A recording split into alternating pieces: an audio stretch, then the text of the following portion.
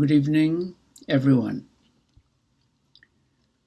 After he had fed the people, Jesus made the disciples get into a boat and precede him to the other side, while he dismissed the crowds.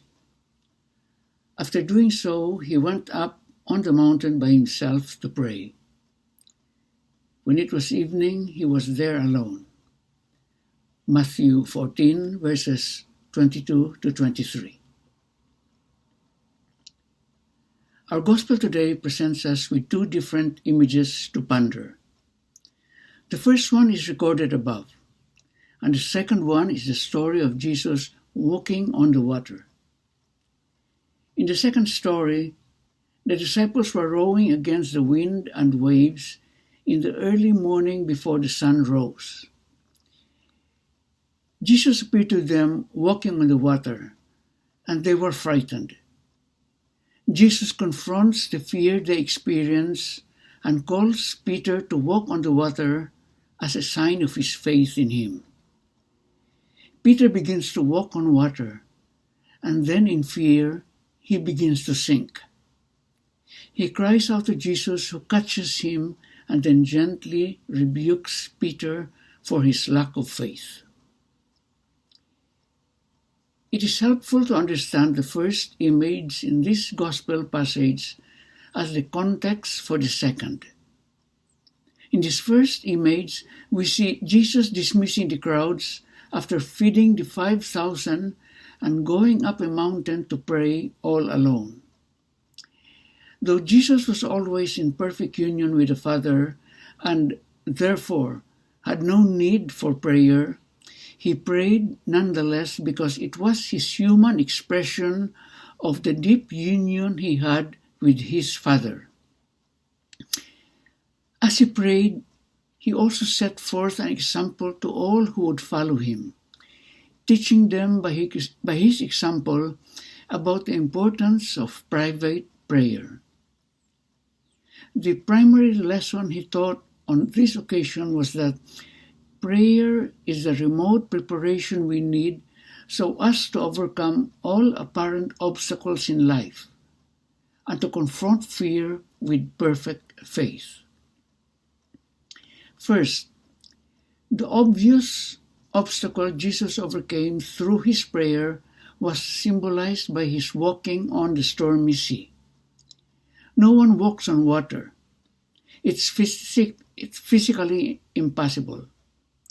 But that's the point. When we make our life of personal prayer a priority, God will lead us to accomplish that which appears to us to be impossible.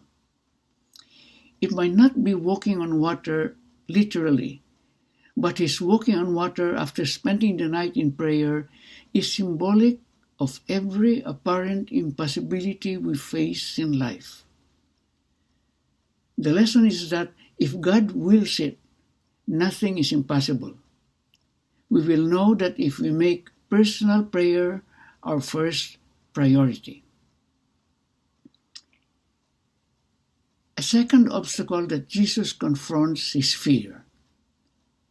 Fear is paralyzing and results in us sinking when life becomes difficult.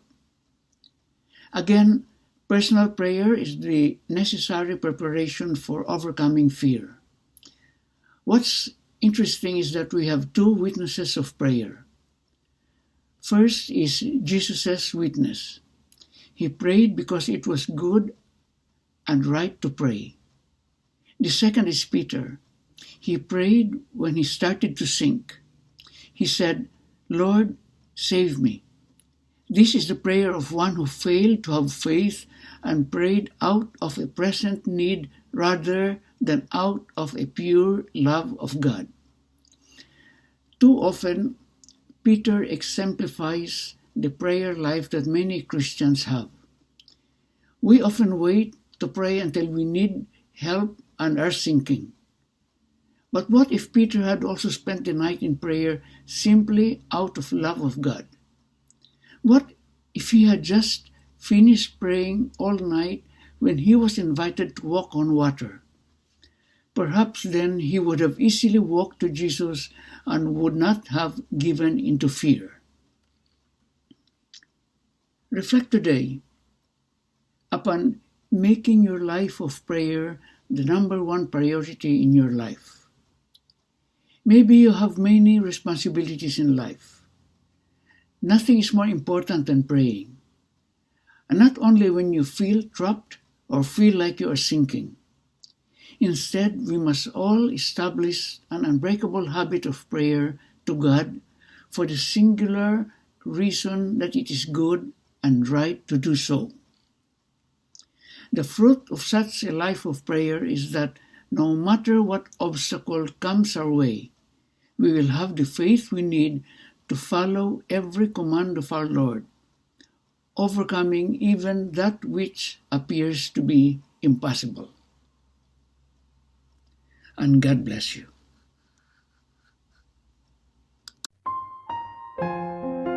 In this Sunday, brothers and sisters, we are presented with two very powerful miracles by Jesus. Namely, the episode of Jesus walking on the water and coming to the disciples to save them from the storm and calming the storm.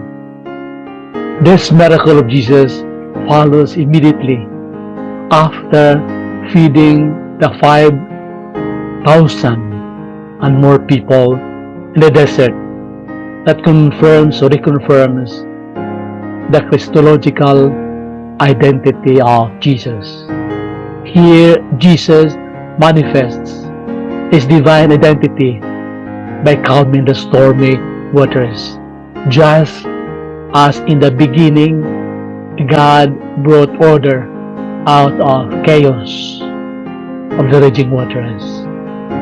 This story is the continuation of the miracle of the multiplication of the loaves and the feeding of thousands of people in the desert.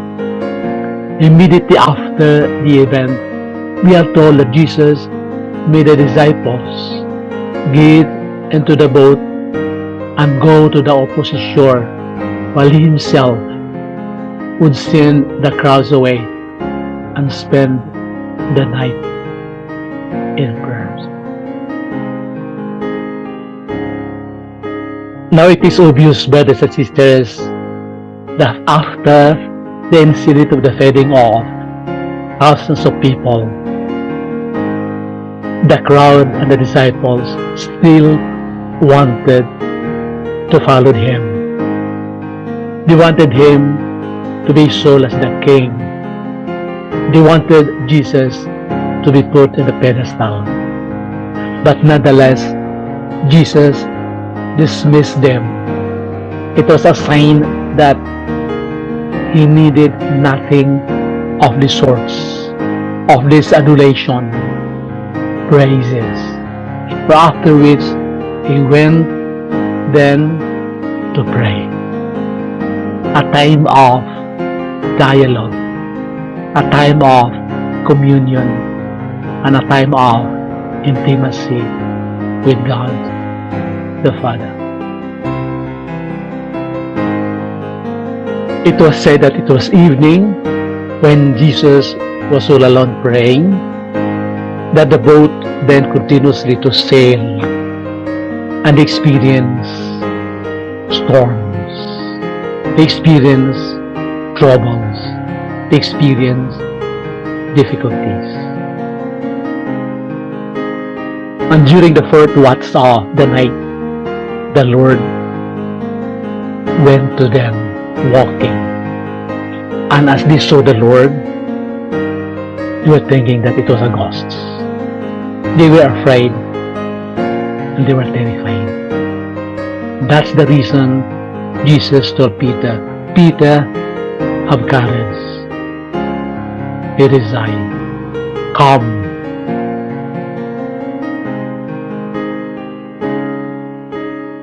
Then immediately Peter came out from the water and began walking to the Lord. As he focused himself to the Lord, he was determined then to walk and the water. But reality